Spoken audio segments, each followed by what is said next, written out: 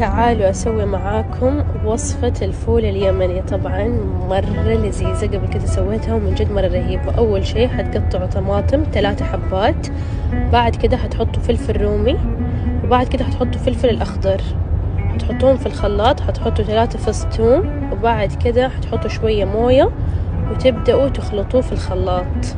بعد كده حننتقل للطاوة، حنحط زيت الزيتون، حنحط البصل، حنبدأ نقلبه لين ما يحمر معانا. بعد كده حنجيب الخلطة اللي سويناها في الخلاط ونحطها على البصل. حنحط أول شي ملح، بعدين حنحط فلفل أسود، كمون، وحنحط الكزبرة المطحونة.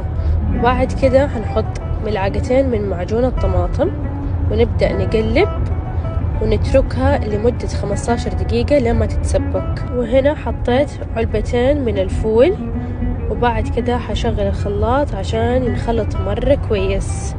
هنرجع هنا للخلطة، لقيتها تسبكت مرة كويس، حطيت الفول عليها وحبدأ أقلب بهذه الطريقة. طبعا القوام يكون بهذا الشكل. حطيت الكزبرة، بدأت أقلب كمان، حطيت شوية عصرة ليمون، وبعد كده حطيتها في الفخار. بنات حقيقي أرهب فول ممكن تاكلوه. وبعد كده آخر شي زينت بالفلفل الأخضر، وحطيت زيت الزيتون. وبالعافية عليكم، جربوها وأعطوني رأيكم.